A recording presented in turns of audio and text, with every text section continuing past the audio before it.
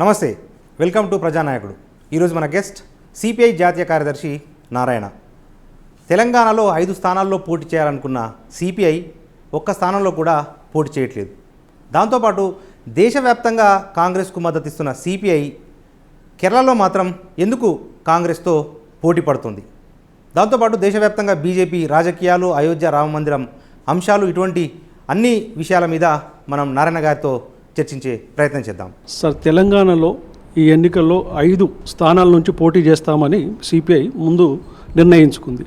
పూర్తిగా అంటే పోటీ చేయకుండా వెనక్కి తగ్గింది. ఎందుకోసం? భారతదేశం మొత్తం మీదుగా ఇండియా కూటమి వర్సెస్ ఎన్డీఏ. ఇండియా కూటమి 26 పార్టీలు ఉన్నాయి. అందులో సిపిఐ కూడా ఉంది. స్థూలంగా జాతీయ స్థాయిలో ఇండియా కూటమిని బలపరచాలని మా ఉద్దేశం. ఆ కారణం రాష్ట్రాల్లో కూడా కొన్ని అడ్జస్ట్మెంట్స్ వస్తున్నాయి, అంటే కొన్ని ఇబ్బందులు కూడా వస్తున్నాయి. ఇప్పుడు తెలంగాణ కమ్యూనిస్ట్ పార్టీకి బలం ఉన్న మాట అందరికీ తెలుసు. అయితే కాంగ్రెస్ పార్టీ వాడు కూడా ఏంటంటే మొత్తం మేమే గెలిచిపోతాం అనేటువంటి దీంతో ఉన్నారు. మాది కూడా ఒక ప్రాబ్లం ఉంది. మునుగోడు ఎన్నికల్లో ఉప ఎన్నికల్లో మేము టీఆర్ఎస్ సపోర్ట్ చేసాం. అది కూడా గ్యాప్ వచ్చింది. అది కానీ చేయకుండా ఉంటే కాంగ్రెస్ కొంచెం క్లోజ్గా అయి ఉండేది. లాస్ట్ మినిట్లో మేము కూడా షిఫ్ట్ అయ్యాం. షిఫ్ట్ అంటే సెంట్రల్ పార్టీ కూడా ఒత్తిడి చేసింది. జాతీయ స్థాయిలో ఉన్నప్పుడు దాంతో పోకుండా తింటుంది. కానీ అప్పుడు అంతా డ్రైప్ అయిపోయింది. చివరికి ఒక సీటు మిగిలింది, కొత్తగూడెం. మాకు ఇష్టం లేకపోయినా political compulsions, political policy commitment అయితే ఒక సీట్ అయినా 2 సీట్లు అయినా 3 సీట్లు అయినా ఒకటే తేడా ఏముంది అని ఒప్పుకున్నాం. అయిపోయింది. పార్లమెంట్కి వచ్చాక కూడా 5 సీట్లు ప్రపోజ్ చేసి ఏదో ఒక టీం అడిగాం. అది వాళ్ళు ఇక్కడ అడిగితేనేమో కేంద్రం వాళ్ళని చెప్తారు, కేంద్రం వాళ్ళని అడిగితే వీళ్ళమని చెప్తారు. ఇట్లా దోబూస్ ఆడుకుంటూ కాలయాపన చేశారు. చివరికి మేము ఒకటనే పోటీ చేద్దాం అనుకున్నాం ముందు. మళ్ళీ చర్చ వచ్చింది, ఒకసారి పోటీ చేస్తాం ఒక చోట, మిగతా 16 సీట్లు ఏం చేయాలి? మళ్ళీ మేము టీఆర్ఎస్కో బీజేపీ చేయలేం కదా. మరి ఇక్కడే మేము పోటీ చేసి అక్కడే మనం సమర్థించి అంటే ఎవరు మా క్యాడర్ కూడా సాటిస్ఫై కారు. అందువల్ల పోతే పొలిటికల్ పాలసీగా ఇండియా కూటమి ఉందామని చెప్పే ఉద్దేశంతో మేము ఏది పోటీ చేయకుండా ఇండియా కూటమిని సపోర్ట్ చేస్తున్నాం. ఇది పొలిటికల్ పాలసీ కాబట్టి, జాతీయ పాలసీ కాబట్టి ఆ ప్రకారం నిర్ణయం తీసుకున్నాం. సార్, ఇప్పుడు అదే సమయంలో ఇప్పుడు కమ్యూనిస్ట్ సిద్ధాంతం అంటే దేశవ్యాప్తంగా ఒకే విధానం ఉండాలి. కానీ కేరళలో మొత్తం మీరు దాదాపుగా ఎల్డీఎఫ్ కూటమి నుంచి అన్ని స్థానాల్లో పోటీ చేస్తూ ఉన్నారు. కాంగ్రెస్తో ప్రధాన ప్రత్యర్థి కాంగ్రెస్, కానీ దేశవ్యాప్తంగా కాంగ్రెస్తో కలిసి పోటీ చేస్తూ ఉన్నారు. ఎందుకు కేరళలో దోస్తీ, కేరళలో కుస్తీ, ఇతర ప్రాంతాల్లో దోస్తీ? మన లైఫే ఫుల్ ఆఫ్ కాంట్రడిక్షన్స్. మన లైఫ్లోనే అనేక సందిగ్ధ విరుద్ధ భావాలతో ఘర్షణ పడుతూ ఉంటాయి. మన లైఫ్ ఎట్టినప్పుడు పాలిటిక్స్ ఎట్లుంటాయి? భారతదేశంలో మొత్తం గీటు గీసేటివి ఉండదు. జమ్మూ కాశ్మీర్ చలి పుడతా ఉంటే ఇక్కడేమో మొక్కటి వస్తున్నాం అంటే సౌత్ ఇండియా, నార్త్ ఇండియా కాకుండా ఆయా రాష్ట్రాల్లో ఉన్నటువంటి cultural base, political base, regional base, political party వచ్చేసాయి. 62 ముందు అయితే Congress party versus communist party ఉండేది. అప్పుడు ఒకే లైన్ ఉండేది. ఆయా రాష్ట్రాలు ప్రాంతీయ పార్టీ వచ్చేసాయి. ప్రాంతీయ పార్టీ అధికారంలోకి వచ్చేసి ఆ ప్రాంతీయ పార్టీలు దృక్పథాలు మారుతున్నాయి. అయినప్పుడు మేము ఆ ప్రాంతీయ పార్టీలు దృక్పథాలు జాతీయ చూడకుండా మేము ఒకే లైన్ తీసుకున్నాం అనుకో, మా సూట్ అవ్వడం లేదు. అందువల్ల మేము కూడా ఆ రాష్ట్రాల్లో పాలసీ ప్రకారం స్థూలంగా జాతీయ స్థాయిలో బీజేపీ ఫ్రంట్కి వ్యతిరేకంగా ఒక లైన్ తీసుకోవడం, అది సాధ్యమైనంత వరకు అమలు చేసుకోవడం, అమలు చేయకుండా పోతే పోటీ చేసుకోవడం. ఎందుకంటే మాది పొలిటికల్ పార్టీ, మేము సన్యాసం కాదు కదా, మేము పోటీ చేసుకోవాలి కదా, పోటీ చేసుకోవడం. ఆ విషయంలో ఏమైనా మాకు కేరళలో మొదటి నుంచి కూడా వామపక్షాలు కాంగ్రెస్ పార్టీ మధ్య పోటీ, ఇంకో పార్టీ లేదు అక్కడ. పవర్లో వాళ్ళని రావాలి, మేమని రావాలి. అది కంటిన్యూ అవుతూ ఉంది, ఇప్పుడు కంటిన్యూ అవుతుంది. అక్కడ ఎవరు గెలిచినా బీజేపీకి వ్యతిరేకంగా ఉంటాం, కాంగ్రెస్ గెలిచినా మేము గెలిచినా బీజేపీ వ్యతిరేకంగా ఉంటాం. ఇప్పుడు అదే మేము చేసుకుంటాం. అయితే మాకు సిపిఐ మధ్య ఒడంబడిలో మాకు 4 సీట్లు సిపిఐ పోటీ చేస్తుంది. అందులో వాయనాడు ఒకటి. వాయనాడు ఎప్పటి నుంచి పోటీ చేస్తున్నాం. లాస్ట్ టైము రాహుల్ గాంధీ అక్కడి నుంచి పోటీ చేశాడు. అప్పుడు సిపిఐ పోటీ చేసింది, మేము ఓడిపోయినాం. ఈసారి మళ్ళీ రాహుల్ గాంధీ అక్కడ పోటీ చేస్తున్నాడు. మేము ఆంజనేయ నుంచి ఆంజనేయ పెట్టాం. ఆంజనేయ పెట్టేకంటే అది ఫోకస్ అయ్యింది జాతీయ స్థాయిలో. మీరు రాహుల్ గాంధీ కొంత ఫైట్ చేస్తారా అన్నారు. మరి లాస్ట్ టైం ఫైట్ చేశాం కదా, మరి అప్పుడేం మాట్లాడలేదు, ఇప్పుడు గుర్తొచ్చింది మీకు. అందువల్ల మా పాలసీని మారలే, మీరు మారలే, మేము మారలే. మధ్య మీలాంటి వాళ్ళు మరి మమ్మల్ని తిరుగుతున్నారు. అందువల్ల ఆ స్టేట్ అని ఉంది. తమిళనాడులో డిఎంకే ఫ్రెండ్తో కలిసే ఉన్నాం, కాంగ్రెస్ కూడా. బీహార్లో ఆర్జేడీ ఫ్రెండ్తో కలిసే ఉన్నాం, మేము కలిసి పనిచేస్తున్నాం. కొంచెం కలడం లేదు. ఛత్తీస్గఢ్ లాంటి చోట ఇంకో చోట కాంగ్రెస్ పార్టీ కూడా కొంచెం నేరో అవుట్లుక్ అంటే జాతీయ స్థాయిలో పటిష్టమైన నాయకత్వం లేకపోవడం వల్ల రాష్ట్రాలలో వాళ్ళని కంట్రోల్ చేయకపోతున్నారు, అందువల్ల ఫ్రీగా వదిలేస్తున్నారు. లేకపోతే మాకు ఉత్తరప్రదేశ్, మధ్యప్రదేశ్, రాజస్థాన్, ఛత్తీస్గఢ్, వీటన్ని జార్ఖండ్, వాటంటే ఒక రిజల్ట్ ఇవ్వచ్చుండొచ్చు, ఇవ్వలేదు. అయినా మేము పోటీ చేసుకుంటున్నాం. అదే సందర్భంలో జాతీయ స్థాయిలో మా లైన్ మారదు, ఇండియా కూటమిలో ఉంటాం. ఆ విధంగా రాష్ట్రాల్లో ఉన్న రాజకీయ పరిస్థితిని బట్టి, దేశం రాజకీయ పరిస్థితి బట్టి మేము మారాలి తప్ప మేము పట్టుకుని కుందేలకు 3 కాళ్ళు అంటే సాధ్యం కాదు కదా. అందులో ఆ ప్రకారం మారుతున్నాం. అందులో మీకు కాంట్రవర్సీ ఏమొస్తుంది? ఈడేమో కాంగ్రెస్ దోశ పెడతారు, ఆడేమో కుస్తీ పెడతారు. మోడీ అంటున్నాడు కదా, కేరళ కుస్తీ, ఢిల్లీలో దోస్తే. అది ఈజీగా చెప్పచ్చు, ఈజీగా. కానీ డిఫరెంట్ పొలిటికల్ సిచ్యువేషన్లో లైన్ అట్లా సాధ్యం కావడం లేదు. ఈ కమ్యూనిస్టులు కాంగ్రెస్తో కలిసి మొత్తం కాంగ్రెస్ మేనిఫెస్టోను కమ్యూనిస్టులే తయారు చేశారు. మొత్తం అర్బన్ నక్సల్స్ విధానాన్ని అమలు చేస్తూ ఉన్నారు. అందులో ముస్లింలకు హిందువుల భూములను కానీ మంగళసూత్రాలను కానీ ఇచ్చేస్తారు అనేది మోడీ ప్రచారం చేస్తూ ఉన్నాడు. దీన్ని ఎట్లా అధిగమిస్తారు, ఎట్లా ఎదుర్కొంటారు? గోబెల్స్ కానీ బతుకుంటే ఈ మోడీ చెప్పిన అబద్ధానికి వాడు ఆత్మహత్య చచ్చిపోయాడు ఇప్పటికి, ఎందుకంటే ఆయన మించిపోయాడని చెప్పేసి. లేకపోతే వాళ్ళ మేనిఫెస్టో నుంచి ఏం చెప్తున్నాడు? వాళ్ళ మేనిఫెస్టో లేవు పాపం. కాంగ్రెస్ మేనిఫెస్టో మేము కూడా చూసాం. మేము రాసిపెట్టేది కాదు, వాళ్ళే రాసుకున్నారు. ఏం చెప్పిన పద్ధతి లేదు. ప్రైమ్ మినిస్టర్గా ఉన్నవాడు అంటే అబద్ధాలు చెప్తే మనం ఏం చెప్పాలి? ఒకటి. రెండవది, ఇండియా కూటమి గెలిస్తే ముస్లిమ్స్ వెళ్ళి హిందువుల మంగళసూత్రాలు లాక్కుంటున్నా అని చెప్తున్నాడు. అంటే మంగళసూత్రం మాట్లాడుతున్నాడు. ఏమండి, మంగళసూత్రం పైన ఆయనకి ఏమైనా మాత్రం మర్యాద ఉన్నా, విశ్వాసం ఉన్నా, ఆయన కట్టిన మంగళసూత్రం ఏమని చెప్పండి? సాంప్రదాయం ప్రకారం పెళ్లి చేసుకున్నాడు, మంగళసూత్రం కట్టాడు. ఆమె ఎక్కడుంది ఇప్పుడు? ఆమెను కాపురం చేస్తున్నాడా? ఆయన మంగళసూత్రం గురించి మాట్లాడే నైతిక ఎక్కడుంది?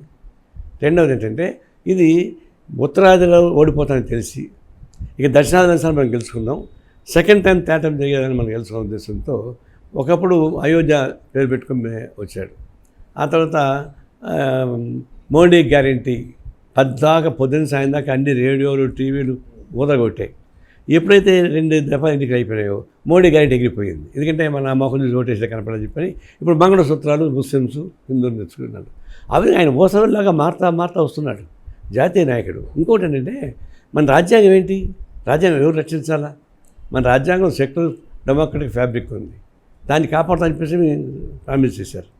మరి దాన్ని హామీ ఇచ్చి ఏమంటారు, దాన్ని ప్రమాణ స్వీకారం చేశారు. ప్రమాణ స్వీకారం చేసేటువంటి ఆ కాన్స్టిట్యూషన్కి వ్యతిరేకంగా మాట్లాడుతున్నాడు. మేము మాట్లాడినామంటే అదే ప్రతిపక్షాన్ని అనుకోవచ్చు, మేము కూడా మాట్లాడకూడదు. మేము రాజకీయాలు విమర్శిస్తాం తప్ప రాజ్యాంగం వ్యతిరేకంగా మాట్లాడడం సాధ్యం కాదు. అట్లాంటి రాజ్యాంగానికి వ్యతిరేకంగా మాట్లాడుతూ ఉన్నామంటే అది మోడీ, అమిత్ షానే. అసలు దేశంలో ఉంటే వాళ్ళే కేసు వాళ్ళపైన పెట్టాలా. అంతేకాని కేజ్రీవాల్ పైన, లేదంటే జార్ఖండ్ ముఖ్యమంత్రి పైన, రేవంత్ రెడ్డి పైన కాదు పెట్టాల్సి పెట్టి వాళ్ళపైన కేసు పెట్టాలా. కాదు, అధికారం ఉంది, వాళ్ళు ఆడిస్తున్నారు.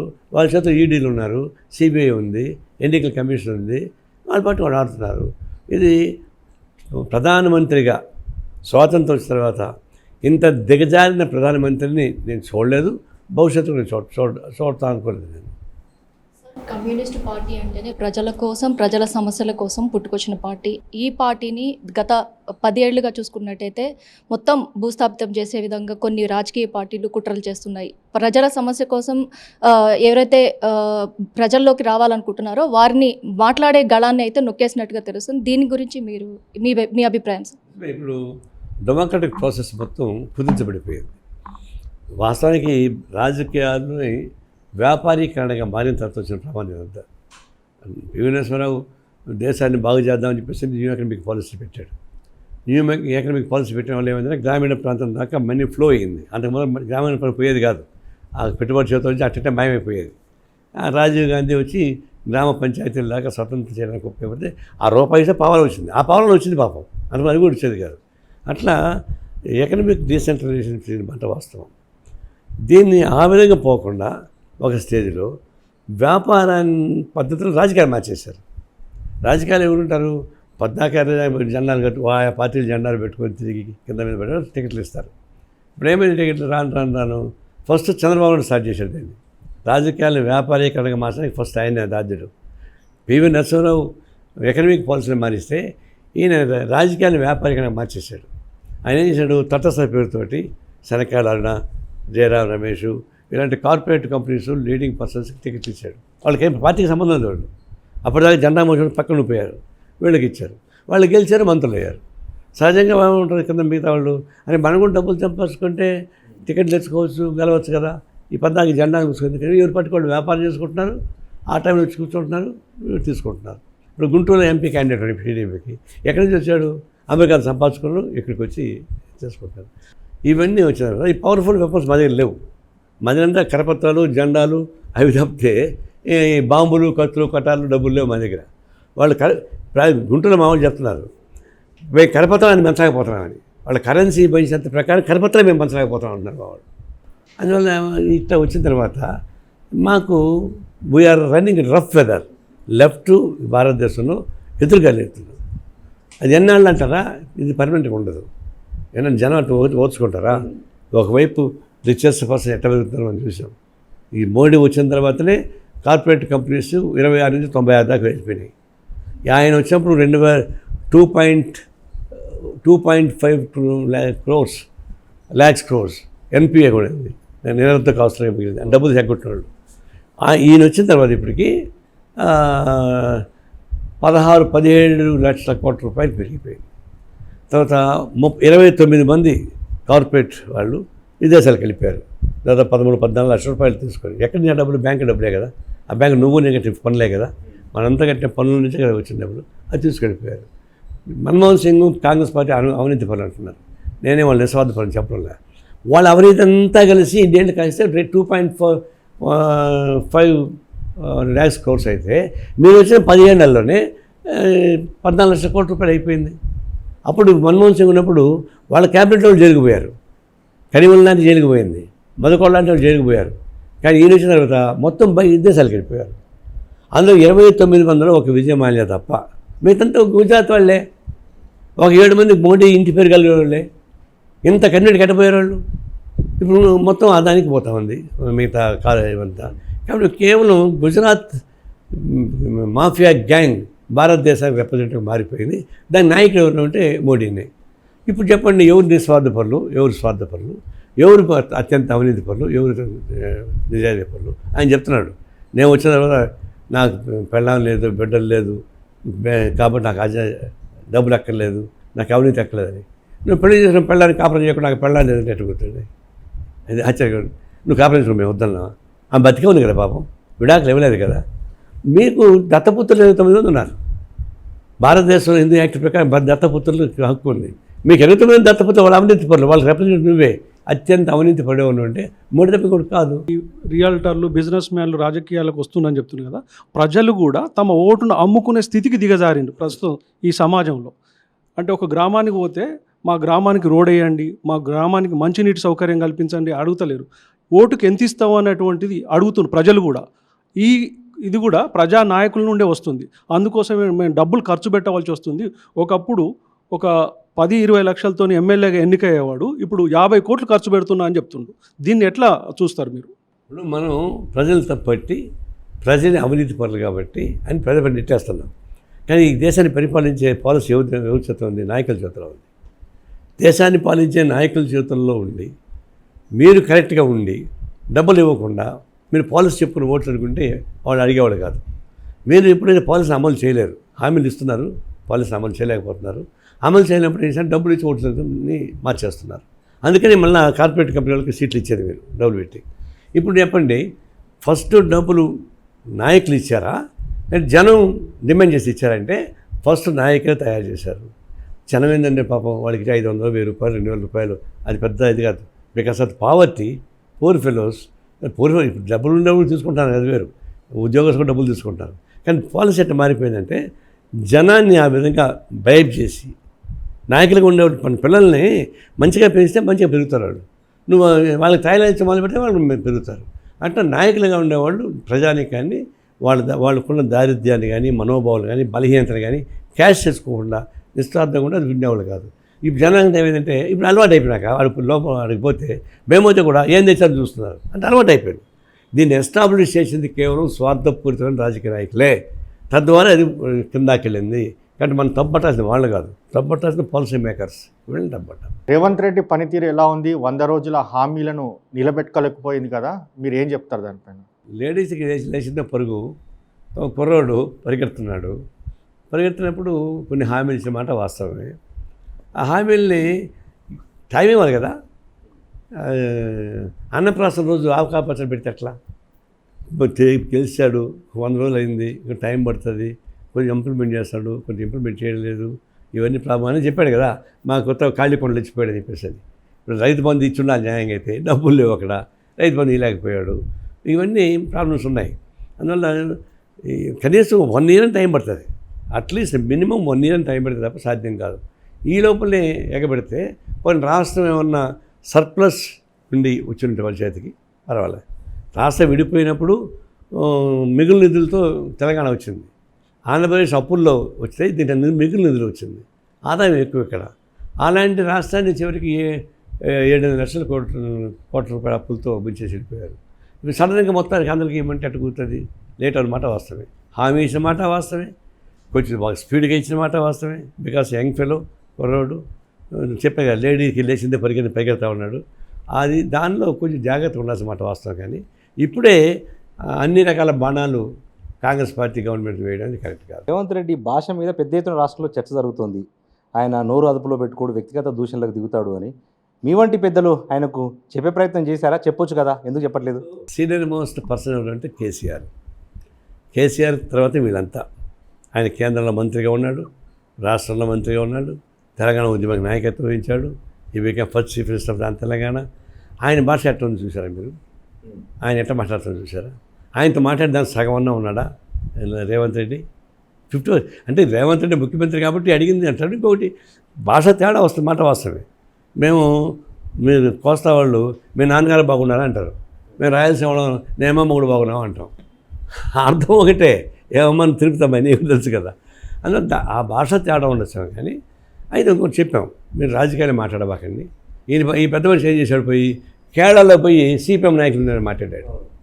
నాకు ఆశ్చర్యం వేసింది. నేను వెంటనే ట్వీట్ చేశాను, ఆయనకి ఇది కూడా పెట్టి పేపర్ కూడా వచ్చింది.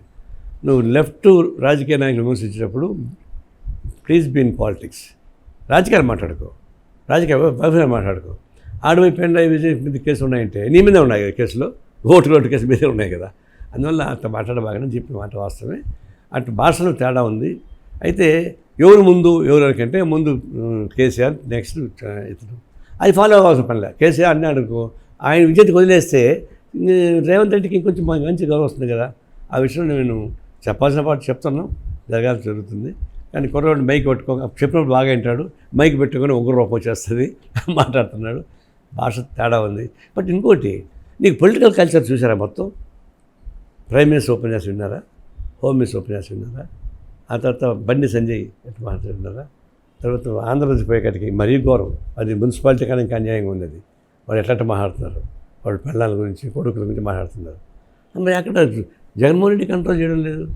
ఇప్పుడు చంద్రబాబు వాళ్ళు కానీ మించిపోయాడు వాళ్ళు. ఇప్పుడు అందులో political culture it's becoming a worst. అది నేను చాలా బాధపడుతున్నాను. రాజకీయాలు ఏంటివి? పవిత్రమైన రాజకీయాలు, పవిత్రమైన రాజకీయ వ్యవస్థ. ఇది మానవ జన్మ ఎంత గొప్పదో రాజకీయ వ్యవస్థ గొప్పది. రాజకీయాలు కూడా మనం పరిపాలించలేం కదా. అలాంటి ఈ పవిత్రతని చెడగొడుతున్నారు. మేము కూడా చాలా బాధపడుతున్నాం. ప్రజా ఉద్యమాల్లో ముందుండే కమ్యూనిస్టులు చట్టసభల్లో వెళ్ళడంలో ఎందుకు వెనకుంటున్నారు సార్? జనం ఓటు వేయలేదు కాబట్టి మా ప్రయత్నం మేము చేస్తున్నాం, ఉద్యమాలు చేస్తున్నాం. ఇప్పుడు ఇంకొకటి ఉద్యమాల్లో కూడా ఒకడు ఉద్యమాలు ఇంకా తీవ్రంగా ఉండేది. మీరు చెప్పిన 10 పైసలు ఆర్టీసీ రేట్లు పెంచితే ఆర్టీసీ బంధులు చేయించాం. నేను గుంటూరు స్టూడెంట్ ఉన్నప్పుడు 10 పైసలు ఇడ్లీ పెంచితే 1 week సమయం చేయించా హోటల్ దానిపైన. హోటల్ యజమానికి మాకు గోరాగుడి అంటే 10 పైసలు కూడా అట్ట ఉన్నాయి ఉద్యమాలు. ఇప్పుడు రోజు 10 రూపాయలు పెంచుతుంటే పట్టించుకోవడం లేదు. మేము అడ్డం పడితే పెట్రోల్ డీజిల్ రేట్లు తగ్గించుకొని రాష్ట్రంలో చేస్తుంటే మోటార్ సైకిల్ అప్పుడు వచ్చి దాన్ని పోవాలన్నాడు. నీకోసం కదా అన్నాం, మాకు టైం అయింది, బ్యాంక్ టైం అయింది, బలవాడు లే అన్నాడు. అంటే వాడి కోసం ఫైట్ చేస్తే వాడికి అర్థం కాదు, మా ముందు తిరుగుతున్నాడు. దీన్ని బట్టి ఏంటంటే జనానికి స్లోగా ఈ ధరలు రోజు రోజు పెంచుకుంటూ అలవాటు చేసేసారు. జనం కూడా ఇమ్యూన్ అయిపోయారు దానికి. ఇప్పుడు మేము ఫైట్ చేస్తున్నాం. ఫైట్ చేస్తుంటే 2 రకాల ప్రాబ్లమ్స్ వచ్చినాయి. ఒకటి కింది స్థాయి దాకా ఎంతో కొంచెం వెసులుబాటు వచ్చినాయి కదా. వెసులుబాటు వచ్చినప్పుడు seriousness, gravity of the serious తగ్గింది. మేము ఇంతకుముందు జనం పిలిస్తే స్వచ్ఛందంగా వారు పట్టుకొని వచ్చేవాళ్ళు. ఇప్పుడు హార్డ్లీ వీఆర్ మొబిలైజింగ్. ఎందుకంటే ప్రతి రాజకీయ పార్టీ కిందికి పోయి వాళ్ళకి డబ్బులు ఇచ్చి, సీసా ఇచ్చి, బిర్యానీ ఇచ్చి, లారీ ఎక్కించి మళ్ళీ జేబులో 500,000 రూపాయలు పెడుతున్నారు. అది స్లోగా అలవాటు అయిపోయి మా దగ్గర డబ్బులు తీసుకోకపోయినా రావడం తగ్గించారు. ఇది ఒకటి ఇబ్బంది వచ్చింది. రెండవది ఏంటంటే మేము చేస్తున్న వాటికి ఉద్యమానికి కూడా మీడియా కూడా మీరు కూడా తక్కువేం లేరు. మీరు కూడా విడిపోయారు. ఎట్లయితే రాజకీయాలు విడిపోయాయో ఇక్కడ దీని కూడా విడిపోయింది. ఇప్పుడు మేము వైసీపీని గట్టిగా విమర్శిస్తే ఒక పేపర్ బాగా వేస్తుంది, చంద్రబాబు నాయుడు విమర్శిస్తే ఇంకో పేపర్ బాగా వేస్తుంది. ఇప్పుడు లేటెస్ట్గా మేము చంద్రబాబు నాయుడిని వైఎస్పీని ఇద్దరు తిడుతున్నాం. ఎందుకంటే చంద్రబాబు నాయుడు బీజేపీ కలిశాడు, మరి వైసీపీ మొదటి నుంచి మా వ్యతిరేకం. మరి బీజేపీ అవకాశవాదంతో బీజేపీకి ఎందుకు పోయి చెప్పామంటే వీళ్ళు వేరు వాళ్ళు వేరు. చివరికి ఇంతకుముందు నేను అడిగిన పోతే పోటీ పడి వచ్చేవాళ్ళు గొట్టాలు పెట్టుకొని. ఇప్పుడు ఎవరు కనపడలేదు మాకు. అయితే నేను పోతే చంద్రబాబుని విమర్శిస్తా, మన జగన్ విమర్శిస్తా, ఇద్దరు వేరు.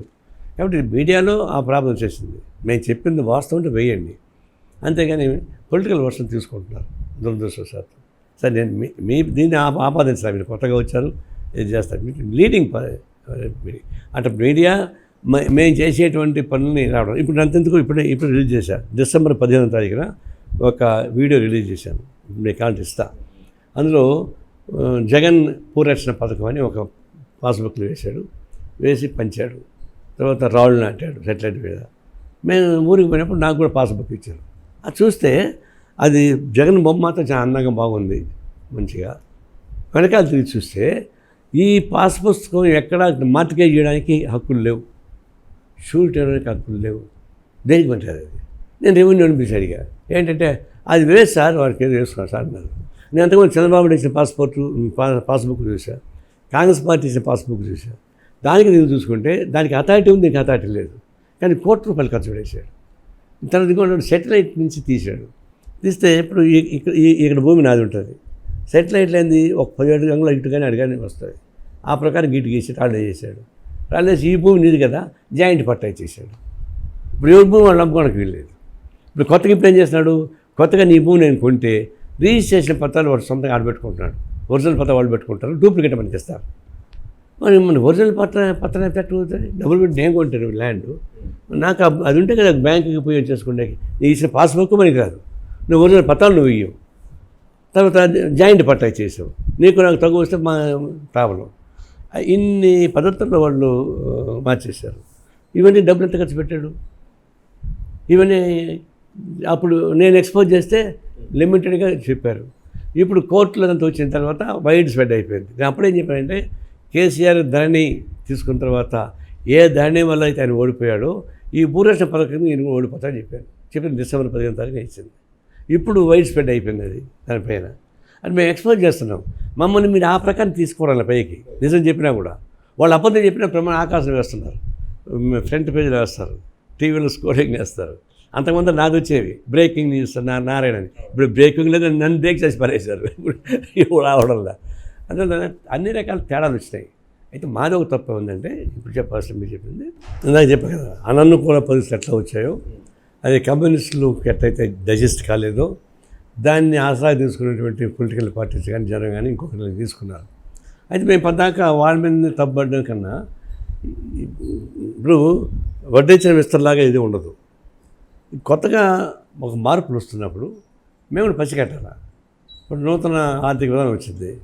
నూతన ఆర్థిక విధానం గురించి మేము విమర్శించుకుంటూ కూర్చోం చెప్తే అది డెవలప్మెంట్స్ ఎట్లా వస్తున్నాయి, ఏ రంగం ముందు పడుతున్నాయి, ఏ రంగానికి అన్యాయం జరుగుతుంది, దాన్ని మేము అనలైజ్ చేసి దానికోసం ఫైట్ చేసి ఉంటే అప్పుడు కొంచెం న్యూట్రల్ అయ్యి ఉండేది. కానీ అట్లా చేయలేకపోయినాం. మేము న్యూ ఎకనామిక్ పాలసీ కరెక్ట్గా అని చెప్పాం. ఒక పాలసీ కరెక్టే. న్యూ ఎకనామిక్ పాలసీ ఏమైంది, పిఓసీ ఒప్పుకున్నాడు. నేను కిటికీ తెరిచానయ్యా, ఇప్పుడు రాని తలుపు తీసి పరేశాను అన్నాడు. కార్పొరేట్ కంపెనీ తలుపు తీసేశారన్నారు. అట్లా మారిపోయింది. అక్కడ మేము వచ్చేటువంటి ప్రమాదం పసిగట్టి ఫైట్ చేసి ఒకటి మోడరైజేషన్ పెరుగుతూ ఉంది. కాబట్టి ఒకసారి టెలిఫోన్ బూత్స్ పెట్టారు. టెలిఫోన్ బూత్స్ పెడితే మేము ఒప్పుకోలేదు. టెలిఫోన్ బూత్ పెట్టాలే, బిఎస్ఎన్ఎల్ దెబ్బతినిపోతుంది, టెలిఫోన్ నష్టం వస్తుంది, బూత్ని ప్రైవేట్ వాళ్ళకి ఇస్తావు అని మేము వద్దున్నాం. ఒకరోజు రాత్రి 11-12 గంటలకు అర్జెంట్ అయ్యి నేనే బూత్ కడకు పోవాల్సి వచ్చింది. అప్పుడు ఫోన్లు కూడా లేవు మాకు. అది పెద్ద క్యూ ఉంది. ఏంటి ఎంత పెద్ద క్యూ ఉంది ఏంటని అడిగితే ఈ ఫారిన్ వాళ్ళకి కమ్యూనికేషన్ అప్పుడే మనకు పగులు వాళ్ళకి రాత్రి కదా పాపం క్యూలో ఉండి మాట్లాడతారు పిల్లలు అమెరికా వాళ్ళతో. అప్పుడు చూసాక చాలా అవసరం ఉంది, మనం కూడా తప్పు చేసామేమో అనిపించింది నాకు. అది చెప్పబోతే మా పార్టీలో నువ్వంత పబ్లిక్ సెక్టర్కి వ్యతిరేకం భయం నాకు. తర్వాత సెల్ ఫోన్లు వచ్చినాయి. సెల్ ఫోన్లు వస్తే మా ఫ్రెండ్స్ ఉంటారు కొంచెం వ్యాపారం చేసేవాళ్ళు, వాళ్ళు సిఎస్జీ పెట్టుకోండి అన్నారు. అంటే క్లోజ్డ్ గ్రూప్, అది ఒక 100 మంది పెట్టుకుంటే మన ఇద్దరి మధ్య ఫ్రీ. మనకు హోల్ టైమర్స్ ఉన్నారు కదా, ఒక 700 మంది తీసి ఈ 700 మందికి కనెక్షన్ తీసుకొని ఇచ్చాం. అప్పుడేమవుతుంది, మా హోల్ టైమర్స్ సంబంధించి మేము మాట్లాడుకోవచ్చు, పార్టీ యాక్టివిటీస్ అందుకు అన్నీ మాట్లాడుకోవచ్చు. ఇప్పుడు మనం ఏం చేస్తామంటే మేము మీటింగ్ వేసుకుంటాం, ఒక సర్కిల్ తయారు చేస్తాం, దాన్ని తయారు చేసి మనకు పోస్ట్ చేస్తాం. మేము మీటింగ్ వేసుకున్నాక 3 రోజులు 4 రోజులు పిచ్చేస్తుంది. అది ఇలా పొడి కాదు గడిచిపోతుంది. అర్జెంట్ ఇష్యూస్ రావు. ఇప్పుడు టెలిఫోన్కు మేము తీర్మానం చేయగానే మెసేజ్ పెట్టేస్తున్నాం, ఇది ఇష్యూ ఇట్లా వచ్చింది, జీవో ఇట్లా వచ్చింది, ఎక్స్ప్రెస్ ప్రొటెక్షన్ చేసి పారేస్తున్నారు. దాన్ని వ్యతిరేకించాము. సెల్ ఫోన్లు వాడతారా నేను టామ్ డూమ్ అని చెప్పేసి. అట్లా మేము కూడా కమ్యూనిస్ట్ వాళ్ళొక మతవాదులు అయితే మేము ఒక మతవాదు, మేము కమ్యూనిస్ట్ మతవాదులు. అట్లా మా నుంచి కూడా ఒక సరళీకరణ, వాస్తవీకరణ, తర్వాత పడికట్ల నుంచి బయటపడాల్సిన పరిస్థితుల నుంచి కొంచెం లేట్ చేసాం. ఆ లేట్ ఏమవుతుంది, ఒక బస్సు మిస్ అయితే ఇంకో బస్సు కోసం వెయిట్ చేయాలి కదా, ఆ బస్సు రాదు. అట్లా పరిస్థితి మాకు కూడా మా నుంచి కూడా కొన్ని లోపాలు ఉన్నాయి. పడికట్టు పదాలతో ఉద్యమం సాధ్యం కాదు. వాళ్ళేం ఆలోచిస్తున్నారో వాళ్ళకే మేము దాన్ని చూసి చేయాలా. ఇంకోటి నేను జాగ్రత్తగా ఏం చేశారంటే, ఈ కార్పొరేట్ వచ్చిన తర్వాత సాఫ్ట్వేర్ వచ్చిన తర్వాత వాళ్ళ సంఘాలని నిషేధించేశారు, హక్కులు పోయినాయి, లేబర్ చట్టాలు మార్చేశారు. 40 రకాల లేబర్ చట్టాలు ఉంటే మొత్తం కలిపి 4 చేశారు ఇప్పుడు ఈ గవర్నమెంట్. ఆ 4లో కూడా ఫ్యాక్టరీ ఏమైనా జరిగితే మేము నిరూపించుకోవాలా నిజాయితీని, వాళ్ళుగా నిరూపించుకోవాల్సింది. చట్టాలు మార్చేశారు. అందులో ట్రేడ్ యూనియన్ హక్కులు పోయినాయి. కాలేజీ ఉన్నప్పుడు కార్పొరేట్ సెక్టర్స్ వచ్చేసినాక సంఘాలు, విద్యార్థి సంఘాలు, ఒకప్పుడు విద్యార్థి సంఘం చాలా పవర్ఫుల్, పాలసీని మార్చేసేటువంటి పరిస్థితి ఉండేది. ఇప్పుడు విద్యార్థి సంఘాలు పని అయిపోయినాయి because of the corporate education, corporate industrial developments. Traditional development ఎక్కడ చూడండి, నూలు ఫ్యాక్టరీ కానీ ఇండియన్ పైన ఎక్కడ ఉన్నాయి ఇప్పుడు అంతే ఎగిరిపోయినాయి. అందులో ఇప్పుడు మారుకుంటూ వస్తున్నప్పుడు మేము అది ఉంటేనే చేస్తాం అనుకుని కుదరదు కదా, ఇప్పుడు మారినాయి, ఇప్పుడు మేము కూడా మారాలి కదా. అక్కడ కొంచెం గ్యాప్ వచ్చినమాట వాస్తవం, నష్టం వచ్చినమాట వాస్తవమే. రిలైజ్ అవుతున్నాము. మేము రిలైజ్ అయిపోయింది ఇంకా ఫాస్ట్ వెళ్ళిపోతాం. మేము 10 కిలోమీటర్ స్పీడ్లో పరిగెడదామంటే వాడు 15 కిలోమీటర్ స్పీడ్లో ఉన్నాడు. ఆ ప్రాబ్లం ఉన్నమాట వాస్తవం. రామ మందిరాన్ని బీజేపీ ఎన్నికల్లో అన్వాయుధంగా మీరు ఎలా చూస్తారు కమ్యూనిస్టులుగా? అసలు బాబ్రీ మసీదు కూలగొట్టడానికి ఎల్కే అద్వానీ తీసుకున్న రథయాత్రప్పుడు మన చంద్రరాజేశ్వర గారు కమ్యూనిస్ట్ పార్టీ ప్రధాన కార్యదర్శి, ఆయన 10,000 మంది మొబైలైజ్ చేసి అయోధ్యలో కూర్చున్నాడు. అయోధ్యలో అడుగుపడడానికి వీల్లేదు, బాబుని కొలగొట్టడానికి వీల్లేదు చెప్పేసి 10,000 మందితో మొబైలైజ్ ఆడి కూర్చొని పోయి, అప్పుడు ఎల్కే అద్వానీ రథయాత్ర ఆడికి వస్తే పెద్ద రణంగా ఉందని బీహార్లోని లల్లు ప్రజలు అతను అరెస్ట్ చేశాడు. అట్లా మేము మొదటి నుంచి కూడా రాజకీయాలకి మతాలకు సంబంధం పెట్టకూడదు, మతాలుగా ఉన్నాయి, రాజకీయాలుగా ఉన్నాయి అని మా ఉద్దేశం. వాళ్ళు ఏం చేస్తారు, ఎప్పుడైతే వాళ్ళకి 2 సీట్లు వచ్చి రాలేదో ఇక దేన్ని ఉపయోగించుకోవాలి, వాళ్ళు ఎకనమిక్ పాలసీ చెప్పలేరు బీజేపీ వాళ్ళు. అందరూ సమానంగా ఉండాలి, వాళ్ళు ఎందుకు ఒప్పుకుంటారు? వాళ్ళు ఏమంటారు ఫిలాసఫీ, ఈ 5 ఏళ్ళు సమంగా లేదు కదయా, అటువంటిప్పుడు అందరూ సమానం ఎట్ట అవుతారు? సమానం ఉండరు. మహారాజులో పేదవాళ్ళు కలిసిమెలిసి ఉంటేనేది కుటుంబం అవుతుంది అని ఆర్ఎస్ఎస్ ఫిలాసఫీ. అందుకే వాళ్ళు జాతీయకానికి వ్యతిరేకం, పబ్లిక్ సెక్టర్స్కి వ్యతిరేకం ఇప్పుడు కూడా. అందుకే వాళ్ళు వచ్చాక మొత్తం అమ్మేస్తారు కదా. అడిగితే ఉంటారు వ్యాపారం మనం చేయాలంటారు, అంటే వ్యాపారం అదాని చేయాలా, కూలోడి పని హోమ్ మినిస్టర్ చేయాలా, వాళ్ళు చెప్పినట్టు మేము వినాలా, అలా నేను వచ్చేసింది. పబ్లిక్ సెక్టర్స్ లేకుండా ప్రభుత్వ రంగ పరిశ్రమలు లేకపోతే ప్రైవేట్ వాళ్ళు కంట్రోల్లోకి పోతారు. అది కరెక్ట్ కాదు మా ఉద్దేశం, వాళ్ళు ఒప్పుకోరు. అట్లా వాళ్ళ ఫిలాసఫీ ప్రకారం దేవుడిని నమ్ముకొని ఇది సెంటిమెంట్స్ ఉపయోగించడం ఈజీ, డబ్బులు పెట్టుకునేదానికన్నా ఇది ఈజీ అనుకున్నారు. వాళ్ళు సెలెక్ట్ చేసుకున్నారు. 2 సీట్ల నుంచి ఎట్లా బయట రావాలనుకొని రథయాత్ర మొదలుపెట్టారు. అది ప్రారంభమైపోయింది. ఇప్పుడు దేవుడిని తీసుకు అడ్డంగా పెట్టుకుంటున్నారు. ప్రతి ఊళ్ళో దేవాలయం ఉంది, ప్రతి ఇంట్లో రాముడు పటం ఉంది. అంత మాత్రం వాళ్ళు రాజకీయాలు చేయడం లేదు. వీళ్ళు దాన్ని ఆ బలహీనతను ఉపయోగించుకొని ఓట్ బ్యాంక్ మార్చుకొని చేసేటువంటి ప్రయత్నం రాజకీయాల్లోకి వచ్చింది. అది రాజకీయాలు ఇట్లా వ్యాపారీకరణ రావడం ఎంత ప్రమాదమో ఇప్పుడు మతం కులాన్ని తీసుకొచ్చి పెట్టేశారు. కులం మతాన్ని ఓడించడానికి కులం పార్టీలు వచ్చినాయి. ఉత్తరప్రదేశ్, మధ్యప్రదేశ్, బీహార్ కూడా కుల పార్టీలు వచ్చినాయి. ఆ కుల పార్టీలు మతాన్ని ఓడిస్తున్నారు. ఇట్లా రాజకీయ వ్యవస్థలు లేకుండా మారిపోయిన వల్ల ఈ నష్టం వస్తున్న మాట వాస్తవం. అందుకే ఇప్పుడు ఎన్నికల్లో చూడండి, ఎజెండా ఒకటే ఎజెండా. ఏం ఎజెండా? Muslims, Hindus. ఎందుకంటే 80% ఓట్ బ్యాంక్ హిందూస్ కాబట్టి ఇట్లా రెచ్చగొట్టడం ద్వారా అంత ఇంత పని చేస్తే మేము గెలవలసిన ఉద్దేశంతో ఉన్నారు తప్ప ఇది 10 ఏళ్ళు అయింది వచ్చి 10 ఏళ్ళలో సంవత్సరానికి 2 కోట్ల ఉద్యోగాలు ఇస్తామన్నారు. ఇప్పుడు 20 కోట్ల ఉద్యోగాలు ఇవ్వాలా? ఇవ్వలేదు కదా. నిర్మలా సీతారామన్ చెప్పిన పార్లమెంట్లో 1,75,000 కోట్ల ఉద్యోగాలకు సంబంధించి ఒక ప్రాతిపదిక ఏర్పాటు చేసామని చెప్పింది తప్ప ఉద్యోగాలు ఇచ్చాను చెప్పలే. 20 కోట్ల ఉద్యోగాలు ఎక్కడ పోయినాయి?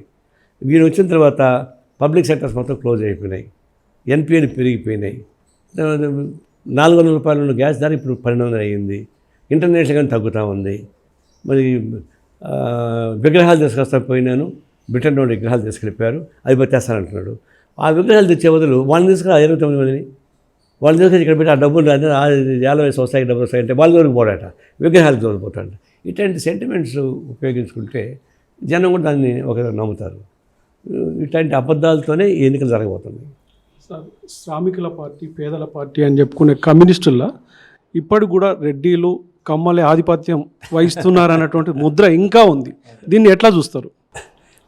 మా పార్టీ 6 లక్షల సభ్యత్వం ఉంది దేశం మొత్తం మీదుగా. ఇక్కడ రాష్ట్రంలో కూడా 90,000 సభ్యత్వంతో ఉంది. దానికి మీకు తెలుసు కదా, గ్రామ స్థాయిలో మహాసభ్యులు మేము నామినేట్ చేయము. ఎవరిని భుజవ పార్టీలు చేస్తారు, నామినేట్ చేస్తారు. మేము 3 ఏళ్ళకి వస్తే గ్రామ స్థాయిలో మీటింగ్ జరిగి గ్రామ సెక్రటరీ అనుకుంటాం. అట్లే అన్ని గ్రామాలు కలిసి మండల మీటింగ్ పెట్టి మండల సెక్రటరీ అనుకుంటాం. ఆ మండలాన్ని కలిపి జిల్లా మహాసభ్యులు జిల్లాలో ఎన్నుకుంటాం. అట్లా రాష్ట్రం, అట్లా ఆల్ ఇండియా. ఆ ప్రకారం మనకి కింద నుంచి పైదాకా elected body, not nominated body. మీరు ఏ party other than the communist ఏ పార్టీ చూడండి, మీటింగ్ జరుగుతుంది, మీకు వెళ్ళిపోండి అంటారు, వాళ్ళు అనౌన్స్ చేస్తారు. మేము అట్లా అనౌన్స్ చేయం. అట్లా వచ్చిన పార్టీలో ఒక్కోసారి ఏమిటంటే సామాజిక దృక్పథంలో నిజమే అనాదిగా వస్తున్నటువంటి డామినేషన్లో కొంచెం ఫార్వర్డ్ క్యాస్ట్గా ఉండేవాళ్ళు కొంచెం ఫాస్ట్గా పోతారు. మీరు ఎగ్జాంపుల్ ఒక హరిజన వాళ్ళలో ఉన్నటువంటి 10 ఏళ్ళ పిల్లవాడిని తీసుకోండి, అదే ఫార్వర్డ్ క్యాస్ట్లో ఉన్న విలేజ్లో 10 ఏళ్ళ పిల్లవాడిని తీసుకోండి. ఆ ఇద్దరికి కాంపిటీషన్ చూడండి. సహజంగా ఎవరు బ్రైట్లో ఉంటారు? ఎందుకంటే కడుపులో బిడ్డ పుట్టు మొదలుకొని వాళ్ళ అమ్మ తల్లి తినేటువంటి ఆహారం మొదలుకొని బయటకు వచ్చిన తర్వాత వాళ్ళకు చుట్టూ ఒక ఎన్విరాన్మెంట్ కానీ భోజనాలు కానీ ఇవన్నీ తేడా వస్తుంది. అందువల్ల సహజంగా ఇట్లాంటి తేడా వస్తున్నప్పుడు ఈ రాజకీయాలకు వచ్చాక ఏం చేస్తారు, కొంచెం అడ్వాన్స్ ఎవరు ఫాస్ట్గా ఉంటే వాళ్ళు ముందుకు వస్తారు. జనం అంతా కలిసి వాడిని అనుకుంటారు వీడు గెట్టుకోవడం చెప్పేసి. అట్లా రాను ఏమైంది మీరు చెప్పినట్టుగా ఫార్వర్డ్ క్యాస్ట్ వాళ్ళు ఎక్కువ డామినేషన్ చేసిన మాట వాస్తవం. ముఖ్యంగా రెడ్డిస్ కమ్మర్స్ వాళ్ళే కదా సొసైటీలో. మేము తను రియలైజ్ అయిన తర్వాత మండల కమిషన్స్ రావడం, విపి సింగ్ ద్వారా కొంత రావడం, తర్వాత జాతీయ స్థాయిలో పెద్ద మూమెంట్, బీసీల మూమెంట్ రావడం, బాగా ప్రభుత్వాలు మారిపోయినాయి కదా. బీహారు, ఉత్తరప్రదేశ్, మధ్యప్రదేశ్ అంతా బీసీల ఉద్యమాలు వచ్చేసాయి కదా. అప్పుడే నాయకులు వచ్చారు. మేము కూడా ఆలోచించాం, నిజమే కదా, నేచురల్గా వస్తే కరెక్ట్ కాదు, పర్పస్ఫుల్ సెలక్షన్ అని చెప్పే ఉద్దేశంతో మేము తంటాలు పడుతున్నాం.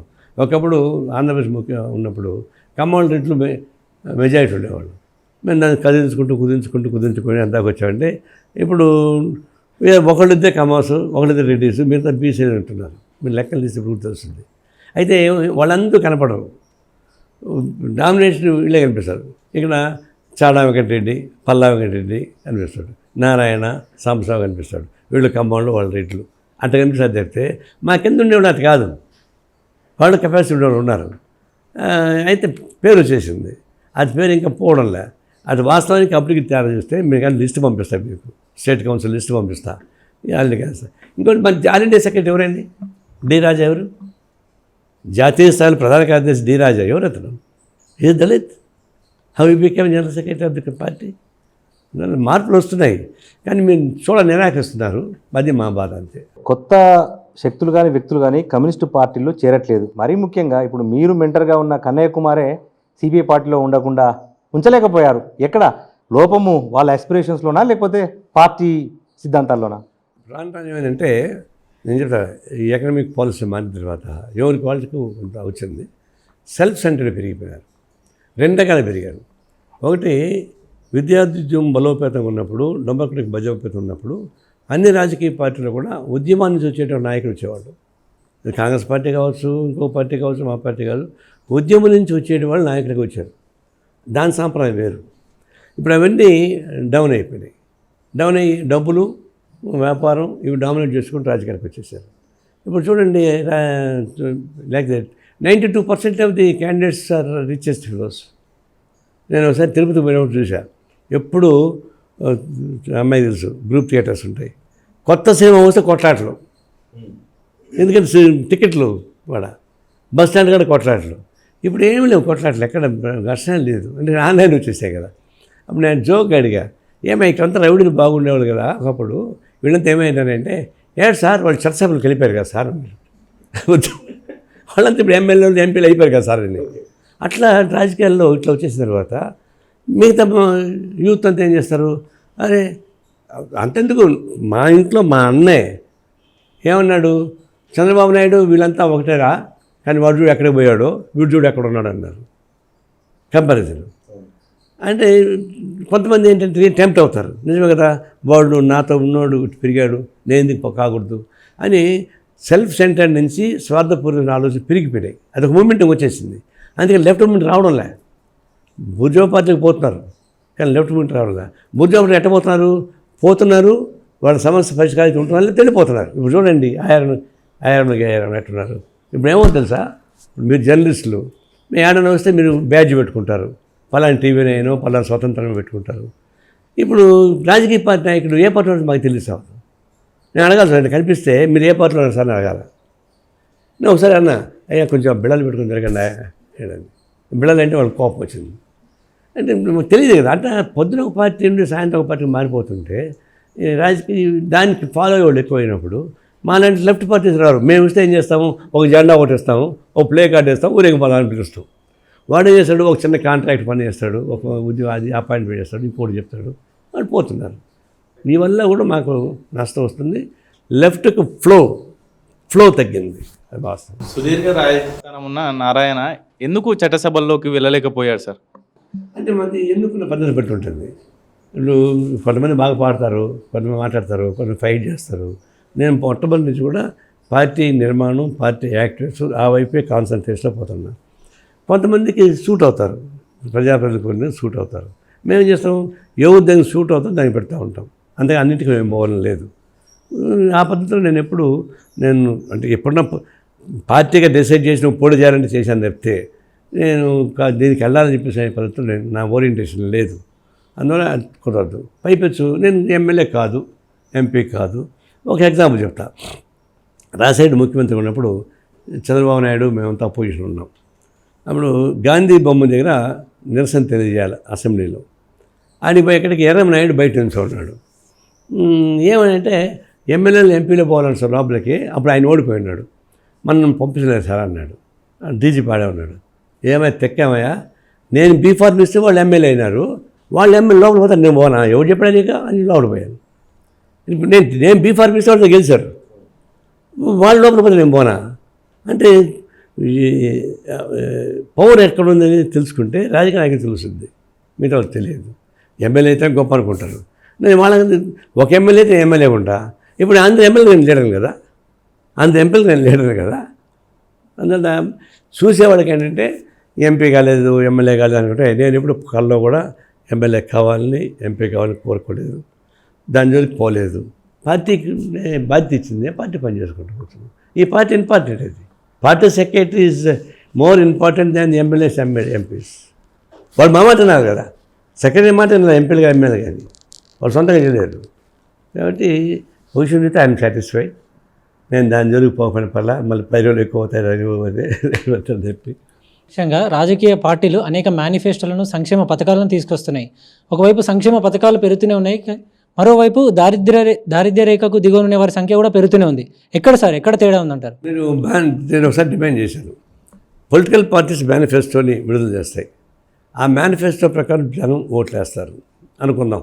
ఓట్ల తర్వాత విషయం, ఆ మేనిఫెస్టో వాళ్ళ అధికారంలోకి వచ్చిన తర్వాత దాన్ని అమలు చేయకుండా పోతే వాళ్ళని ప్రాసిక్యూట్ చేసేట వ్యవస్థ ఒకటి ఉండాలి. నేను ఈసీని డిమాండ్ చేశాను. మీకే కదా ఇస్తారు వాళ్ళు, ప్రతి పొలిటికల్ పార్టీ ఒక మేనిఫెస్టో విడుదల చేస్తారు, మీరే అప్రూవ్ చేస్తారు కదా. అటేటప్పుడు మేనిఫెస్టో మీరు అమలు చేయలేదు అని వాళ్ళ మీద యాక్షన్ తీసుకుంటే మాకు అలాంటి చట్టం మా దగ్గర లేదంటారు. అందులో మేనిఫెస్టో చెప్పడం ప్రజలు మోసం పెడతాను తప్పితే దాన్ని మొత్తం ఇంప్లిమెంట్ చేయడం లేదు. ఒకటి. రెండోది, మేనిఫెస్టోని అమలు చేయాలంటే కూడా వాళ్ళ కోరికలు చూస్తుంటే సాధ్యం కాదు. అయితే జనం అప్పుడు ఓట్లు వేస్తారు, అయిపోయింది. మద్యపాన నిషేధం పెట్టారండి దీనిలో. ఎవడు ఇంప్లిమెంట్ చేశారు చెప్పండి? చంద్రబాబు నాయుడు ఇంప్లిమెంట్ చేశారు, జగన్ ఇంప్లిమెంట్ చేయలేదు. జగన్ అయితే మరీ గవర్నమెంట్ అంటే ఆయన సొంత కంపెనీ పెట్టుకున్నాడు, సొంత సారా తయారు చేసుకున్నాడు. అందువల్ల మేనిఫెస్టోలో పెట్టిన దానికి వ్యతిరేకంగా చేస్తే దాని మీద ఒక యాక్షన్ ఓరియంటేషన్ ఉంటే తప్ప సాధ్యం కాదు. మేనిఫెస్టోలు కొన్ని దేశాలలో ఈ ఎన్నికలకు ముందు రాజకీయ పార్టీలు తయారు చేస్తున్నటువంటి మేనిఫెస్టోలను ఎన్నికల కమిషనర్ చూసి వాళ్ళకి సాధ్యాసాధ్యాల మీద వాళ్ళకు ఒక ఇన్స్ట్రక్షన్స్ ఇస్తున్నాయి. మీరు అన్నట్టే ఇప్పుడు మద్యపాన నిషేధం వాళ్ళు మేనిఫెస్టోలో పెట్టారు కానీ అమలు చేయలేదు. ఇట్లాంటి మేనిఫెస్టోను మనం ఈ రాజ్యాంగంలో లేదు, కానీ పార్టీగా మీరు డిమాండ్ చేసే అవకాశం ఉందా? ఎందుకంటే ఉచితాలు పెట్టి ఇటు ప్రజల్ని ఇబ్బంది పెడుతుండ్రు, ఇటు ఓట్లు దండుకున్న తర్వాత ఆ మేనిఫెస్టోను అమలు చేయట్లేదు. సంక్షేమ పథకాలు ఫస్ట్ కమ్యూనిస్టులు స్టార్ట్ చేసింది. పేదవాళ్ళకి సహాయం చేయాలి, సబ్సిడైజ్ రేట్స్లో కొంచెం వాళ్ళు కోరింది మేము కోరిన వాళ్ళు ఎక్కడో పోయినాం. ఇప్పుడు కాంపిటీషన్ ఎట్టిస్తున్నారు, మీరు ఇల్లు కదలకుండా ఇంట్లోనే ఉండండి, మేము అన్నీ తెచ్చి పెడతాం మీకు అంటున్నారు. మీరు ఏం పని చేయక్కల్లా, ఇంట్లో ఉండండి, మీరు ఆఫీస్కి వచ్చి డబ్బులు తీసుకోగల, మీరు పడుకోండి, మీరు దిండి కింద డబ్బులు పెడిపోతాం అంటున్నారు. అర్థాకు వచ్చింది. ఇంకొన్న మేము ఏమనుకుంటారంటే మీరు వండుకోకల్లా, మేము మొత్తం వండి తీసుకు ప్యాక్ చేసి మీకు ఇచ్చి పెడతామని వచ్చేట్టున్నారు. ఇప్పుడు మేము వద్దన్నాం అనుకో, ఈ కమ్యూనిస్టులు అభివృద్ధి వద్దన్నారంటారు. అది సాధ్యం కాదని చెప్తే కూడా, మంచిగా చెప్తే కూడా. అందువల్ల చీప్ పాలిటిక్స్ వచ్చిన తర్వాత విలువైన పాలిటిక్స్కి స్థానం తగ్గుతూ ఉంది. అది ఎప్పుడు అట్లా ఉంటుంది అనుకోను. అది సంక్షేమ పథకాలు ఉండాల్సిందే, కానీ పేదరికానికి ఉపయోగపడే పద్ధతులు ఉండాలి తప్ప మొత్తం ధనాన్ని దోచిపెట్టి వాళ్ళకి అప్పించి ఓట్లు తీసుకుని ప్రయత్నిస్తే ఇప్పుడు 45 సంవత్సరాలకే పెన్షన్ ఇస్తామని చెప్పేసి ఒకటి ఇచ్చేవారు. వాలంటరీ వ్యవస్థ 5,000 రూపాయల దండగా అంటే చంద్రబాబు 10,000 రూపాయలు వేస్తామని ప్రకటించాడు. వాలంటరీ వ్యవస్థ ఏంటి? ఈ గ్రామంలో సర్పంచ్ ఉన్నాడు, విలేజ్ ఆఫీసర్ ఉన్నాడు, ఎంఆర్ఓ ఉన్నాడు. వీళ్ళంతా ఏం చేస్తారు? వాళ్ళకి సూపర్ వీళ్ళు నలుగురు పెడుతున్నాడు, మొత్తం వీళ్ళు చేస్తున్నారు. అప్పుడు జనం చేత దొందుకోబడిన ప్రెసిడెంట్ ఏం చేస్తాడు? ప్రభుత్వం చేత నియమించబడి ఆర్ఓలు ఎంఆర్ఓలు ఏం చేస్తారు? ఇదంతా కాంపిటీషన్ కదా. అంటే ఎందుకు పెట్టారు దీన్ని? వాళ్ళు ఇది ఇచ్చి ఎన్నికలప్పుడు ఓట్లు సంపాదించుకుని ఉపయోగపడే ఏర్పాటు చేసుకున్నారు. దాన్ని కరెక్ట్గా దాన్ని ఏం చెప్తుంటే మా ప్రపోజిషన్ పార్టీ కూడా దాన్ని ఇంకా స్ట్రెంగ్తన్ చేస్తూ నువ్వు 5,000 ఇచ్చా కదా 10,000 ఇస్తామంటున్నాడు. ఇది పెనం నుంచి పోయినప్పుడు లెక్క. ఇదేనా అన్హెల్దీ కాంపిటీషన్లో పాలిటిక్స్ బాగా పరిగెడుతున్నాయి. దానిలో మేము పరిగెట్టలేకపోతున్నాం. ఒకటి అడ్డం కొట్టడానికి ప్రయత్నిస్తే సాధ్యం కాదు. మళ్ళీ వాళ్ళే అంటారు, చూసినావా కమ్యూనిస్టులు మేము చేస్తుంటే వద్దు అంటారని చెప్పేసి. ఆ ఇబ్బందులు ఉన్నాయి. ఎట్లుంటుందంటే ఇది తిట్టబోతే అక్కపోతే కొట్టబోతే కడుపుతూ ఉన్నట్టుగా ఉంది. మరి నారాయణ గారు చికెన్ తింటా ఉన్నారా, బంద్ చేశారా సార్? బాబోయ్, ఇది దేశంలో ఎక్కడికి పోయినా ఫారిన్ పోయినా కూడా ఆయన పడతా ఉన్నది. 1 సంవత్సరం మాత్రమే నిషేధించుకున్నా, అంతేగాని అది కూడా చినగంజాం ప్రకాశం జిల్లా ఉన్నారా? ప్రకాశం జిల్లా వాళ్ళు చినగంజాంలో ఒక ఉద్యమానికి పోయినాం. ఉద్యమం అంటే తెలిసిన వాళ్ళు ఇడ్లీ చికెన్ పెట్టారు. దానిలో 40-50 మంది తింటే 30 మంది మీరే తిన్నారు, అంటే జర్నలిస్టులే. అంతా కలిసి తిన్నాము, ఊరేగింపు చేసాము, దాదాపు చీరాల దాకా వెళ్ళాము, గాంధీ బొమ్మ వేసాము, మీటింగ్ పెట్టుకు వచ్చేసాము. మరుసటి రోజు చూస్తే ఈ పాదయాత్ర భూపాలు అన్నీ ఎగిరిపోయినాయి. నారాయణ చికెను గాంధీ జయంతి రోజు అని చెప్పని ఏదో పెద్ద ఘటో జోడు తిండేట్టుగా బొమ్మ చూపించారు. అది తప్పు జరిగిపోయింది అనిపించింది. వెంటనే ఐఎమ్ సారీ, ఇది జాతీయ దినోత్సవం కదా, నాలంటి చేతి బాగుంది, తప్పని ఒప్పుకొని సంవత్సరం పాటు నేను పనిష్మెంట్ తీసుకున్నాను నాకు నేనే. తర్వాత సంవత్సరం పాటు నన్ను వెంటాడారు మీ వాళ్ళంతా, సహజంగా తింటాడేమో ఆ ఫోటో తీసి వేద్దాన్ని ట్రై చేశారు. కొంత చెప్పినప్పుడు నాకు నేను ఇంపోజ్ చేసుకున్నా. ప్రభుత్వం ఇంపోజ్ చేస్తే నేను తృణీకరిస్తా, నాకు నేను ఇంపోజ్ చేసుకుని చెప్పి అట్టా. తర్వాత ఇంకోటి, తిరుపతమ్మ ఇక్కడే ఉంది కదా, అడగండి. భోగి పండుగ రోజు ఏం తింటామమ్మా? పొద్దున్న తలస్నానం చేసి చికెను, తెల్లవారు 5 గంటలకంతా చికెను ఇడ్లీ బాగా తింటాం కదా, అది తినకపోతే ఉండలేరు. ఆ ఊళ్ళల్లో భోగి పండుగ రోజు రాత్రి 12 గంటల స్టార్ట్ చేసి పొద్దున్న 5 గంటలకంతా బాగా తిని మనం పడుకొని నిద్రపోతాం. అట్లాంటి సాంప్రదాయం. తర్వాత మామూలు గెస్టులు వచ్చినా కూడా చేస్తాం. ఇడ్లీ చికెన్ తినడం ఫేమస్, తమిళనాడు ఇన్ఫ్లుయెన్స్. నువ్వు కూడా తిని చూడు, బాగుంటుంది, ఒకసారి తింటే మనం వదిలిపెట్టదు. అప్పుడు ఏమైంది, అది నేషనల్ పాపులర్ అయిపోయింది. ఇప్పుడు చివరికి ఎటపోయి నా మీద కోపం వదిలేస్తే ఈ చికెన్ నారాయణ ఉన్నాడే అని మొదలు పెడతారు. నన్ను ఏం చెప్పంటావా సార్? ముఖ్యంగా చెప్పండి, ఎన్నికల్లో నారాయణ గారి పర్సెప్షన్ ఎప్పుడు కూడా రాంగే ఉంటుంది. ఆయన చెవు కోసుకుంటా అంటారు, చెవు కోసుకోరు. ముఖ్యంగా కేసీఆర్ అనేక మార్లు కూడా ఈ అంశాన్ని ఎత్తిపారు. కాదు, కోపం వస్తే చంపేస్తాను అంటాం, చంపేస్తావా? ఏది ఇంత మెడకాయ కోసేస్తా ఉంటావా? ముఖ్యమంత్రి ఎన్ని మాటలు మెడ కోసుకుంటాను చెప్పలేదు. నేను దళితులు ముఖ్యమంత్రి చెప్పి నేను మెడ నరుక్కుంటా అని చెప్పాడు. మరి నరుక్కున్నాడా? అప్పుడు నేను కూడా కాంపిటీషన్లో ఎలక్షన్స్లో ఉన్నప్పుడు ఏం చెప్తాము, చాలా చెప్తాం, మా ఆర్గ్యుమెంట్కి బలం ఉండే పద్ధతి. రిజల్ట్స్ అట్లా ఒకటి వస్తాయి, అప్పుడు అన్నమాట వస్తాయి. నీకు 100 దాటితే నేను చెవు కోసుకుంటా అని చెప్పిన. 100 దాటిపోయిన వాళ్ళకి మనం ఏం చేద్దాం? అప్పుడు అతను డిమాండ్ చేయలేదు. అప్పుడు ఎవరు అన్నారు మీరు చెవు కోసుకుంటారంటే, ఆయన మెడ నరుక్కోమని చెప్పండి, మేము చెవు కోసుకుంటా అని చెప్పారు. ఆయన 3 మాటలు మెడ నరుక్కుంటా అన్నాడు. ఆయన మెడ నరుక్కోమని చెప్పండి, నాకు చెవు ఒకటి పోతే ఇంకొక చెవు ఉంటుంది కదా అని. అలా ఆర్గ్యుమెంట్స్ వస్తాయి. అది ఆ పొలిటికల్ ఆర్గ్యుమెంట్లు చాలా మాట మాట్లాడుతుంటాం, కానీ అవన్నీ ఇంప్లిమెంట్ కావు. సార్, పీఎంగా జ్యోతి బస్సుకు వచ్చిన అవకాశాన్ని జారవిడ్చుకోవడాన్ని సిపిఎం చారిత్రక తప్పిదంగా భావిస్తుంది. సిపిఐ చేసిన చారిత్రక తప్పిదం ఏంటి సార్? అది ఇద్దరం కలిసి చేసేంత చారిత్రక తప్పిదమే. ఆ రోజు అందరం కలిసే ప్రైవేట్ చేద్దాం అనుకున్నాము. సిపిఎం వాళ్ళు దాన్ని అడ్డం కొట్టారు. అది నిజంగా చారిత్రక తప్పిదం అని చెప్పి ఒప్పుకున్నారు. మా చారిత్రక తప్పిదం ఎక్కడ ఉందంటే, ఎమర్జెన్సీ సపోర్ట్ చేయడం మా చారిత్రక తప్పిదం. సిపిఐ ఇందిరాగాంధీ ప్రవేశపెట్టిన ఎమర్జెన్సీ సపోర్ట్ చేయడం అనేది అది చారిత్రక తప్పిదంగా మేము ఒప్పుకున్నాం, దానిపైన ఉన్నాం. సార్, కేంద్రంలో కూడా కావచ్చు, రాష్ట్రంలో కావచ్చు, అధికారంలో ఏ పార్టీ ఉన్నా వారికి అనుకూలంగా లేని వ్యక్తుల మీద సిబిఐ ఈ కేసులు ఏదైతే ఈడీ ఐటీ ఈ కేసులు వేస్తున్నారు. దీన్ని ఏదైతే సమకాలీన రాజకీయాలు చూస్తున్నా మీకు ఈ రాజకీయాలు కొత్త పుంతలు తొక్కుతున్నటువంటి ఈ రాజకీయాల్ని మీరు ఎలా స్పందిస్తారు? చాలా గ్లేరింగ్ ఇన్సిడెంట్ అమ్మ ఇది. చూడడానికి అసహ్యంగా ఉంది. నేకెడ్ ఇప్పుడు జగన్మోహన్ రెడ్డికి 10 ఏళ్ళగా బెయిల్ పడి ఉంటాడా? మిగతా వాళ్ళు జైల్లో ఉంటారా? ఏ నేరం చేశాడు కేజ్రీవాల్? 100 కోట్ల రూపాయల స్కామ్. ఆ 100 కోట్ల రూపాయల స్కామ్లో జైల్లో ఉన్నాడు, బెయిల్ రాలేదు. అట్లే జార్ఖండ్ ముఖ్యమంత్రి. తర్వాత వరవరరావు ఏం తప్పులు చేశాడు? ఆయన దేశాన్ని కూలగొడతాడు, ఆయన ఏదో పొరక పొలంది ఉంటాడు, ఆయన మోడీని కూలదోస్తాడా? కాళ్ళు లేనటువంటి ప్రొఫెసర్ సాయిబాబు ఏం చేస్తాడు? వాళ్ళని ఎందుకు పెడుతున్నారు పర్మనెంట్గా? తర్వాత ఎవరైతే మోడీని జిందాబాద్ అంటారో వాళ్ళు పవిత్ర గంగగోలు అయిపోతున్నారు. ఎవరైతే మోడీని వ్యతిరేకిస్తారో వాళ్ళు దుర్మార్గులు అయిపోతున్నారు.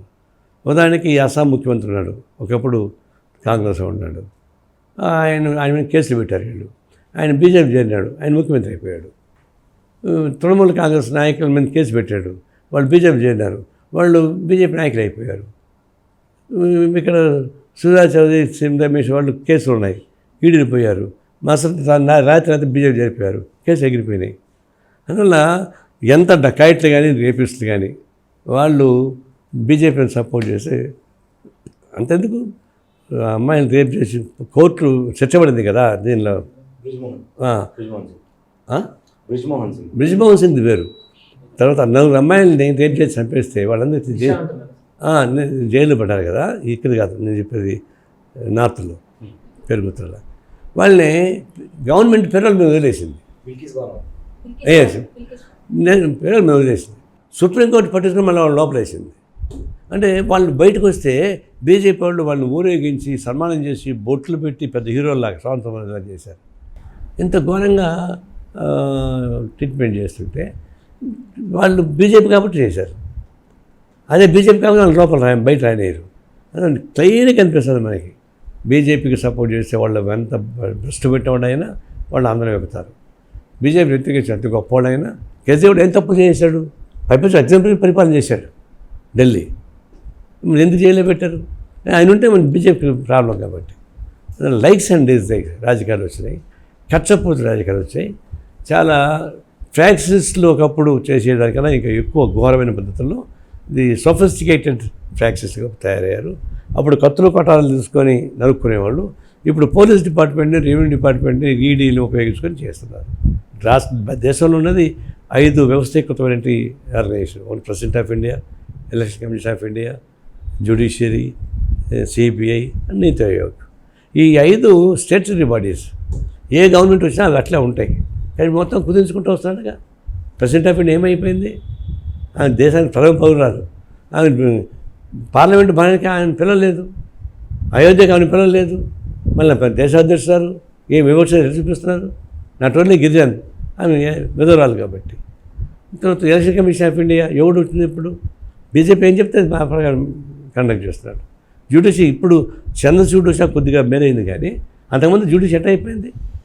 ఇప్పుడు బాబరీ మసీద్ తీర్పు ఇచ్చినాడు ఎక్కడ ఉన్నాడు? పోయి పార్లమెంట్లో ఉన్నాడు. ఇంకొకటి మన ఆంధ్రప్రదేశ్ గవర్నర్గా ఉన్నాడు. అంత బద్మాషగా తయారైపోయారు. అది ఇది జ్యుడిషియన్ జరగొట్టారు. తెలుగు ఈడీ గురించి చెప్పకల్లా, ఈడీ కేసు పెడదలుచుకుంటే వాడు ఎంత నిజాయితీ పడైనా పోతాడు, కేసు పెట్టాడు, వాడు లోపలేసి పడేస్తున్నాడు. అందువల్ల మొత్తం వ్యవస్థని ధ్వంసం చేసి, ఒకప్పుడు చెంబల్ వ్యాలీ డకాయిట్స్ అంటే పెద్ద చాలా భయంకరంగా ఉండేది. మా చంద్రరాజు సార్ చెప్తున్నాడు, వాళ్ళు మేలయ్యా, వాళ్ళు కొట్టిన సగం వాళ్ళు తిని సగం జనానికి పెడతారు వాళ్ళు అని. అంటే చెంబల్ వ్యాలీ డకాయిట్స్ కన్నా, ఫ్యాషన్స్ కన్నా ఇది మరి సోఫిస్టికేటెడ్గా ప్రభుత్వ యంత్రాంగాన్ని ఉపయోగించుకొని ప్రభుత్వ యంత్రాంగం ద్వారా ధ్వంసం చేస్తుంటే వచ్చేసింది. చాలా ప్రమాదం వచ్చి పడింది మనకి. రిజర్వేషన్ల అంశం అనేది తెర మీదకి వస్తూ ఉంది. నిజంగా రాజ్యాంగంలో పొందుపరిచిన రిజర్వేషన్లు రద్దు చేయడము మోడీతో అయ్యే పనేనా? కేవలం రాజకీయపరమైన విమర్శలే కాంగ్రెస్ చేస్తోందా? కాంగ్రెస్ చేసింది కాదు ఇది. మోడీని అమిత్ షానే ఈ 4% రిజర్వేషన్ ముస్లిం రద్దు చేస్తున్న వాళ్ళు చెప్పారు ముందు. అంటే అర్థం ఏంటి? ఈ 4% రిజర్వేషన్ ఆగదు, వాళ్ళు మొదటి నుంచి కూడా రిజర్వేషన్కి వ్యతిరేకం. వాళ్ళు ఆర్ఎస్ఎస్ ఫిలాసఫీ మీరు చూస్తే దానిలో భారతదేశంలో అందరూ సమానంగానే పుట్టిన సమానంగానే ఉండాలి కాబట్టి, కానీ మీరు వ్యత్యాసాలు కుదరద్దు. అందువల్ల పేదరికం మహారాజు ఇద్దరు కలిసే ఉంటారు, అదే వలసై కుటుంబం అంటే అదే దాని అర్థం అని వాళ్ళు చెప్పేటువంటి ఫిలాసఫీ. దాని ప్రకారం రిజర్వేషన్ వ్యతిరేకం. కానీ ఇప్పుడు ఆ మాట అనరు, అన్న ధైర్యం లేదు. ఇప్పుడు ముందు ఈ 4% కూడా ముస్లిమ్స్కి ఇచ్చింది కాదు. వైఎస్ రాజశేఖర్ ఉన్నప్పుడు 5% రిజర్వేషన్ ప్రకటించాడు. అప్పుడు అబ్జెక్షన్ వచ్చింది, కోర్టుకు పోయింది.